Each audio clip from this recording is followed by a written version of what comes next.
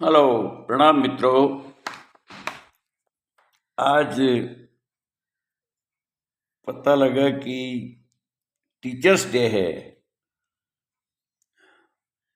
अभी बच्चों से बात कर रहा था तो उन्होंने बताया कि आज छुट्टी है, बात हो जाएगी। तो पता लगा टीचर्स डे है, लेकिन हम तो भूल ही जाते हैं।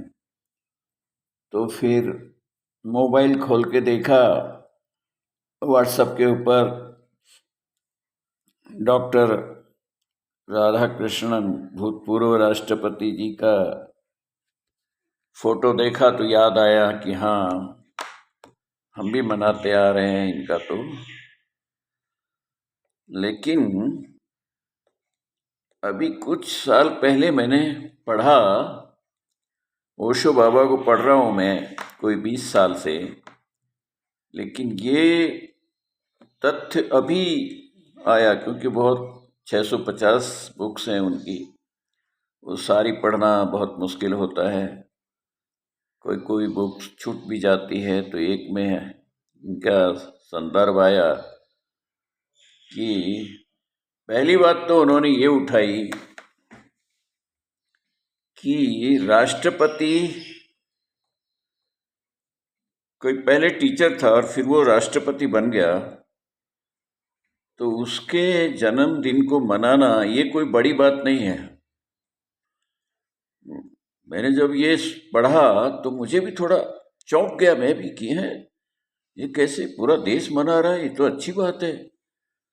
तो फिर उन्होंने बताया कि कोई पहले राष्ट्रपति है और फिर वो टीचर बने, तो उसका जन्मदिन मनाना ये तो कोई बात समझ में आती है। कोई टीचर राष्ट्रपति बन गया ये तो उल्टा काम है। तो मेरी भी समझ में आया कि ओशो जो बोलते हैं वो तथ्यात्मक बात होती है, उनका तथ्य, उनका तर्क अकाट्य होता है, कोई काट नहीं सका अभी तक। तो बात समझ में आती है। और दूसरी बात उन्होंने क्या बताई,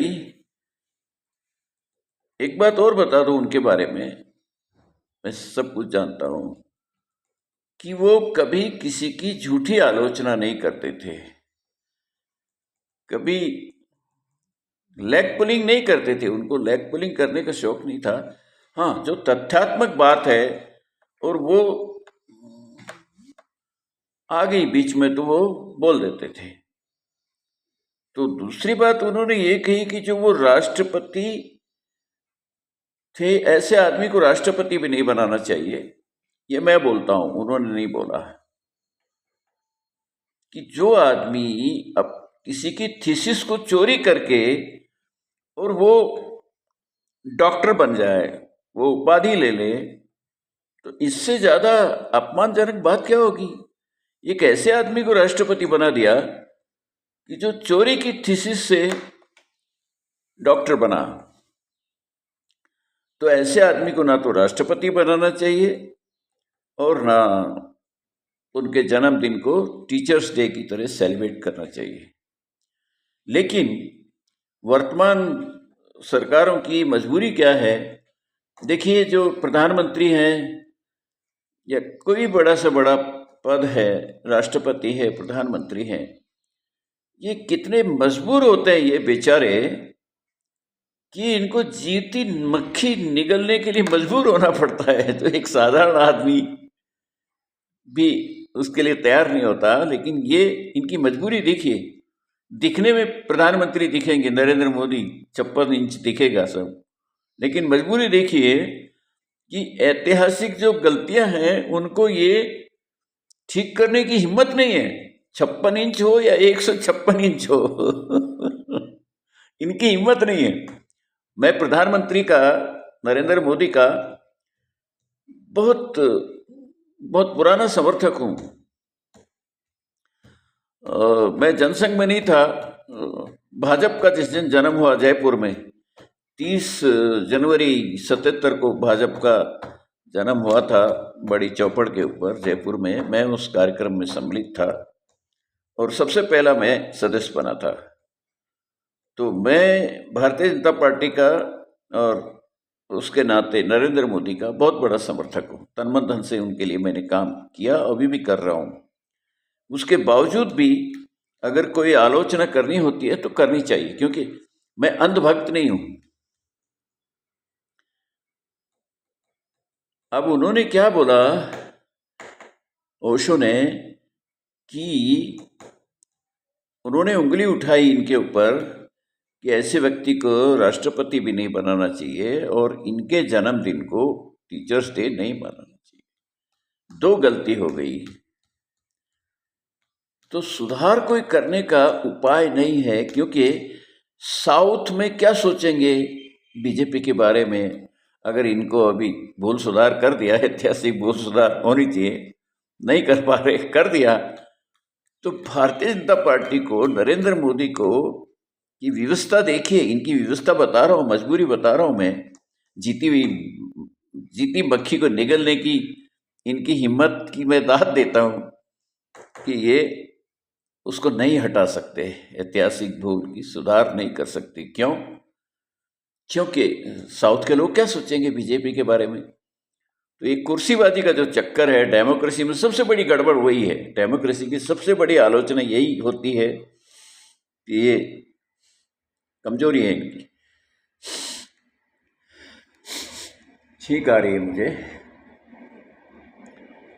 और मेरे हिसाब से अभी मैं कुछ दिन पहले पढ़ रहा था, व्हाट्सएप के ऊपर देखा मैंने, एक जैन परिवार की महिला हैं, मैं उनका नाम भूल गया, यंग लेडी हैं, वो आईएएस में सेलेक्ट हो गई और उन्होंने कुछ दिन सर्विस भी की। लेकिन आईएएस बनने के बाद भी उन्होंने क्या डिसाइड किया कि नहीं, मैं टीचर बनूंगी।